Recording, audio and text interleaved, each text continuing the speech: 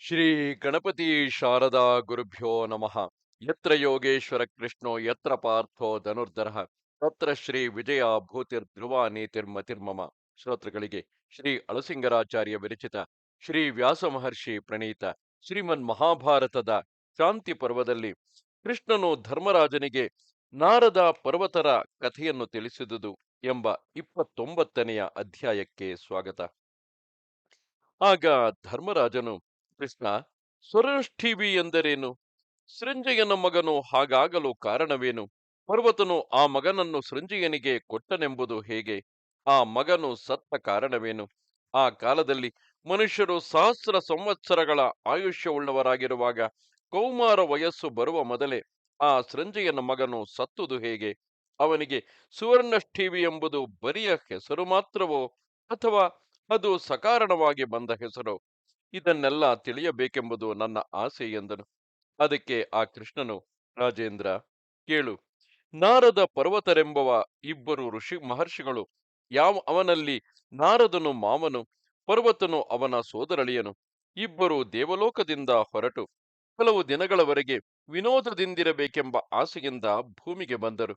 ಅವರಿಬ್ಬರು ತಪಸ್ವಿಗಳು.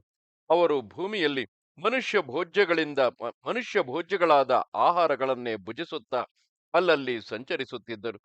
ಅವರಿಬ್ಬರಿಗೂ ಅನ್ಯೋನ್ಯ ಪ್ರೀತಿಯು ಅಸಾಧಾರಣವಾಗಿದ್ದಿತು. ಇಬ್ಬರು ಒಂದು ಸಂಕೇತವನ್ನು ಮಾಡಿಕೊಂಡರು.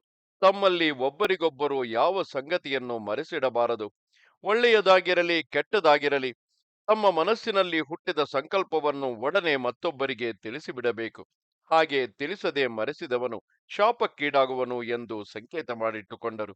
ಹೀಗೆ ಸಂಕೇತ ಮಾಡಿಕೊಂಡಿದ್ದ ಅವರಿಬ್ಬರು ಒಮ್ಮೆ ಸಂಚಾರ ವಶದಿಂದ ಶ್ವೇತಪುತ್ರನಾದ ಸೃಂಜಯನ ಅರಮನೆಗೆ ಬಂದು, ಓ ಮಹಾರಾಜ, ನಾವಿಬ್ಬರು ಸ್ವಲ್ಪ ಕಾಲದವರೆಗೂ ನಿನ್ನ ಮನೆಯಲ್ಲೇ ಇರಬೇಕೆಂದಿರುವೆವು. ಅದರಿಂದ ನಿನಗೂ ಮುಂದೆ ಕ್ಷೇಮ ಉಂಟು. ಆದುದರಿಂದ ನೀನು ನಮಗೆ ಅನುಕೂಲನಾಗಿದ್ದು ಸೌಕರ್ಯಗಳನ್ನು ಕಲ್ಪಿಸಿಕೊಡಬೇಕು ಎಂದರು. ಅದಕ್ಕೆ ಆ ರಾಜನು ಸಂತೋಷದಿಂದ ತಥಾಸ್ತು ಎಂದು ಹೇಳಿ ಅವರನ್ನು ಸತ್ಕರಿಸಿ ಬರಮಾಡಿಕೊಂಡು ತನ್ನ ಕೈಯಿಂದಲೇ ಉಪಚರಿಸುತ್ತಿದ್ದನು.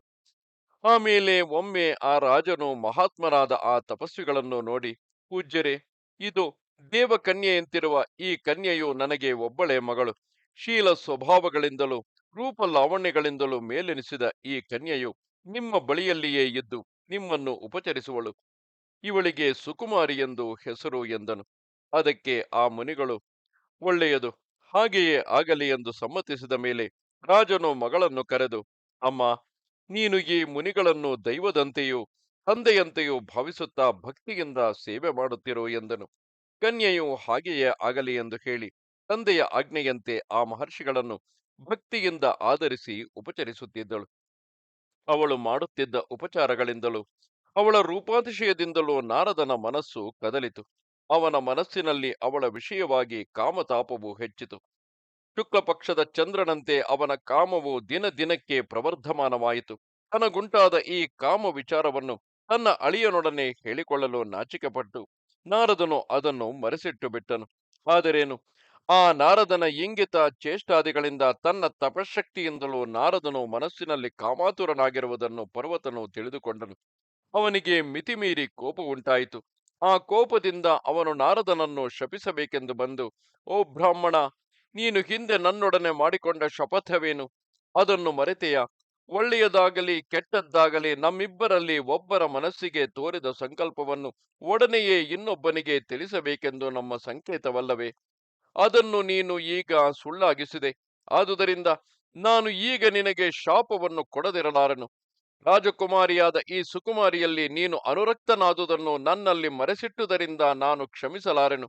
ನೀನು ಬ್ರಹ್ಮಚರ್ಯೆಯಲ್ಲಿ ಇರತಕ್ಕವನು, ಗುರು, ತಪಸ್ವಿ, ಅದರ ಮೇಲೆ ಬ್ರಾಹ್ಮಣ ಕುಲದವನು.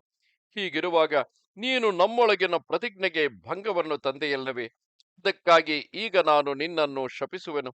ನಿನ್ನ ಆಶೆಯಂತೆ ಈ ಸುಕುಮಾರಿಯೇನೋ ನಿನಗೆ ಪತ್ನಿಯಾಗುವಳು, ಅದರಲ್ಲಿ ಸಂದೇಹವಿಲ್ಲ. ಆದರೆ ಅವಳ ವಿವಾಹದೊಡನೆ ನಿನಗೆ ಕಪಿರೂಪ ಉಂಟಾಗುವುದು. ನಿಜ ರೂಪವನ್ನು ಕಳೆದುಕೊಂಡು ವಾನರತ್ವವನ್ನು ಹೊಂದಿದ ನಿನ್ನನ್ನು ಜನರೆಲ್ಲರೂ ನೋಡುವುದು ಎಂದು ಶಪಿಸಿದನು. ಈ ಮಾತನ್ನು ಕೇಳಿ ನಾರದನಿಗೂ ಕೋಪ ಉಂಟಾಯಿತು. ಆ ಕೋಪಾವೇಶದಿಂದ ಅವನು ತನ್ನ ಸೋದರಳಿಯನನ್ನು ನೋಡಿ, ಪರ್ವತ, ತಪಸ್ಸು, ಬ್ರಹ್ಮಚರ್ಯೆ, ಸತ್ಯೆ, ದಮೆ ಮುಂತಾದ ಉತ್ತಮ ಗುಣಗಳಿಂದ ನೀನು ಸದಾ ಧರ್ಮನಿರತನೆನಿಸಿದ್ದರೂ ನಿನಗೆ ತಿರುಗಿ ತಿರುಗಿ ಸ್ವರ್ಗಕ್ಕೆ ಹೋಗುವ ಶಕ್ತಿ ಇಲ್ಲದೆ ಹೋಗಲಿ ಎಂದು ಶಪಿಸಿಬಿಟ್ಟನು. ಹೀಗೆ ಮಾವನು ಅಳಿಯನು ಒಬ್ಬರ ಮೇಲೊಬ್ಬರು ಅಸೂಯೆಯಿಂದ ಶಾಪವನ್ನು ಕೊಟ್ಟು ಕೋಪಗೊಂಡ ಮದದಾನೆಗಳಂತೆ ಅಗಲಿ ಹೋದರು. ಪರ್ವತನು ಭೂಸಂಚಾರಕ್ಕಾಗಿ ಹೊರಟು ಅಲ್ಲಲ್ಲಿ ತನ್ನ ತೇಜೋ ವಿಶೇಷದಿಂದ ಪೂಜಿಸಲ್ಪಡುತ್ತಿದ್ದನು.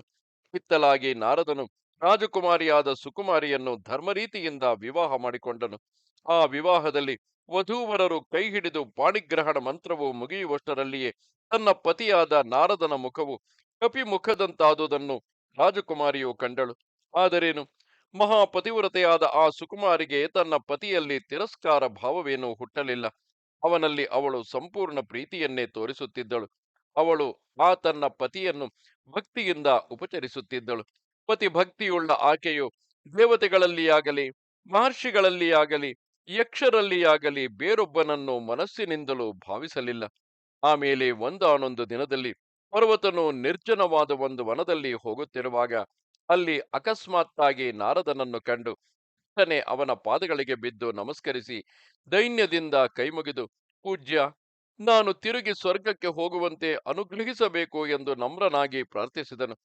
ಆಗ ನಾರದನು ಅವನ ದೈನ್ಯವನ್ನು ನೋಡಿ ಕನಿಕರಗೊಂಡು, ಅಪ್ಪ, ನೀನೇ ಮೊದಲು ನನ್ನನ್ನು ವಾನರನಾಗುವಂತೆ ಶಪಿಸಿದೆ.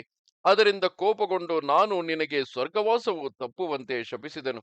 ನೀನು ನನಗೆ ಪುತ್ರ ಸಮಾನನಾಗಿದ್ದು ನನ್ನನ್ನು ಹಾಗೆ ಶಪಿಸಿದುದು ನ್ಯಾಯವೇ ಎಂದನು. ಆಮೇಲೆ ಅವರಿಬ್ಬರಲ್ಲಿ ಕೋಪ ಸಮಾಧಾನ ಉಂಟಾಗಿ ಇಬ್ಬರು ತಮ್ಮ ತಮ್ಮ ಶಾಪಗಳನ್ನು ಉಪಸಂಹರಿಸಿಕೊಂಡರು. ನಾರದನಿಗೆ ಮೊದಲಿನಂತೆ ದಿವ್ಯ ರೂಪ ಉಂಟಾಯಿತು. ಹೀಗೆ ದಿವ್ಯ ರೂಪದಿಂದ ಬಂದ ನಾರದನನ್ನು ಕಂಡಾಗ ಅವನ ಪತ್ನಿಯಾದ ಸುಕುಮಾರಿಗೆ ಅವನು ಯಾವನೋ ಪರಪುರುಷನೆಂಬ ಶಂಕೆಯುಂಟಾಗಿ ಅವನನ್ನು ಕಣ್ಣೆತ್ತಿ ನೋಡದೆ ಓಡಲಾರಂಭಿಸಿದಳು. ಅದನ್ನು ಕಂಡು ಪರ್ವತನು, ಅಮ್ಮ, ಹೆದರಬೇಡ, ಇವನೇ ನಿನ್ನ ಭರ್ತನಾದ ನಾರದನು. ಸಂದೇಹವನ್ನು ಬಿಡು, ಇವನು ಪರಮ ಧರ್ಮಾತ್ಮನು, ನಿನ್ನಲ್ಲಿ ನಿತ್ಯಾನುರಕ್ತನೂ ಆದ ನಾರದ ಮಹರ್ಷಿಯೇ ಹೌದು ಎಂದು ಹಲವು ಬಗೆಯಿಂದ ಹೇಳಿ ಅವಳನ್ನು ಸಮಾಧಾನಗೊಳಿಸಿದನು. ಆಮೇಲೆ ಆ ಕನ್ಯೆಯು ನಾರದನಿಗೆ ವಾನರ ರೂಪವು ಬಂದುದು ಶಾಪದೋಷದಿಂದಲೇ ಎಂದು ತಿಳಿದು ಮೊದಲಿನಂತೆ ಅವನಲ್ಲಿ ಪ್ರತಿ ಪ್ರೇಮದಿಂದಿದ್ದಳು. ತಲಾಗಿ ಪರ್ವತನು ಸ್ವರ್ಗಕ್ಕೆ ಹೊರಟು ಹೋದನು. ನಾರದನು ತನ್ನ ಗೃಹಕ್ಕೆ ಹೊರಹೋದನು. ಆಗ, ಓ ಯುಧಿಷ್ಠಿರ ಮಹಾರಾಜ, ಈ ಕಾರ್ಯಗಳನ್ನೆಲ್ಲ ತಾನಾಗಿಯೇ ನಡೆಸಿದ ಆ ನಾರದ ಮುನಿಯೇ ನಿನ್ನ ಮುಂದೆ ಇರುವನಲ್ಲವೇ? ಮುಂದಿನ ಚರಿತ್ರವನ್ನು ಅವನನ್ನೇ ಕೇಳಿದರೆ ಅದನ್ನೆಲ್ಲ ಯಥಾವತ್ತಾಗಿ ತಿಳಿಸುವನು ಎಂದನು. ಇದು 29ನೆಯ ಅಧ್ಯಾಯವು. ನಮಸ್ತೆ ಶಾರದೆ ದೇವಿ, ಕಾಶ್ಮೀರ ಪುರವಾಸಿನಿ, ತ್ವಾಮಹಂ ಪ್ರಾರ್ಥಯೇ ನಿತ್ಯಂ, ವಿದ್ಯಾದಾನಂಚ ದೇಹಿಮೆ. ನಮಸ್ಕಾರ.